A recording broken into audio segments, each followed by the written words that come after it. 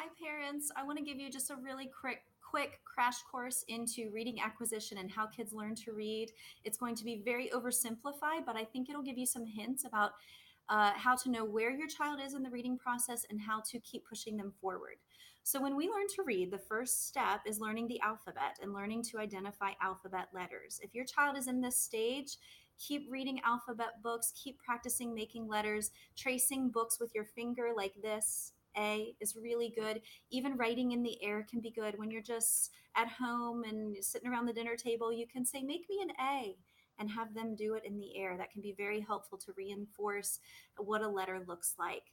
Also, letter sounds is very important. So kids need to know that A says A and B says B.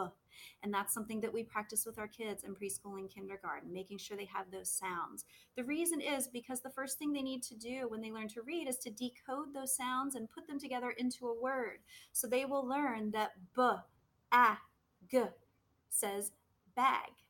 And so that's the first step of just putting words together and putting those sounds together. Now, at the beginning levels of reading, when they're level A and B readers, we give them lots of books and we want them to keep practicing reading out loud. Those books are very repetitive. They will have the same pattern for every page, so that really they only need to learn one word per page. For example, the book might say, "I have a cat, I have a dog, I have a pig." And so they are practicing those words. I have a on every page. They need a lot of repetition with that. And it may seem sort of tempting when your child has a book memorized to say, "Oh, well, you've memorized that book. You're not reading anymore. Let's move on." But memorizing books and continuing to practice them is very important. So let your kids keep practicing those books that they know really well, because that helps build their sight words. It helps build their confidence about being a reader. And also, it works towards fluency. Now, fluency is what we're going for here in the later grades and the older they get with their reading, because you need to be a fluent reader to understand what you're reading. Fluency leads to comprehension. So, kids can read in a couple of ways. Now, there's something that I call robot reading that all kids do, but it's what we try to move beyond at some point. A robot reading is this: kittens are baby cats. They are soft and cute. And when kids do that, I say, "That's great. You're doing such a good job.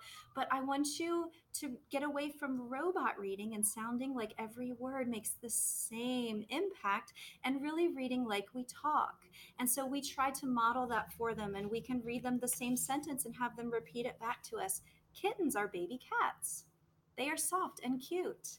It is fun to watch them grow. That's fluent reading, and that's really where we're trying to push our kids, because until kids are fluent readers, it's very difficult for them to understand what they're reading because they're working so hard on just decoding those words, figuring out what those sounds mean and how to put them together and how to pronounce them, that the meaning of the passage is not getting through. So we work a lot on practice to build fluency. And we tell that to the kids. We tell them, "I want you reading less like a robot and reading more like you talk." Now, ways to practice that are to model it for your children, read to them, let them hear what fluent reading sounds like, read them a sentence and have them read it back to you as you're practicing their books. And also listening to books, listening to audiobooks can be a great strategy because they hear fluent reading and they can follow along. And then kids also really love to make recordings of themselves reading so they can listen and see if they sounded fluent. And they can tell the difference. So if you have a little app on your phone where you can make a recording of your child reading, play it for them, and then say, "Let's try that again and let's try to do even better." That can be a great way to build fluency. The biggest thing: read every day. Let your kids see you reading and enjoying books, talk about books. And kids, as a general rule, should spend 20 minutes every day reading a book that is on their level. And until they achieve real fluency, they need to be reading that book out loud.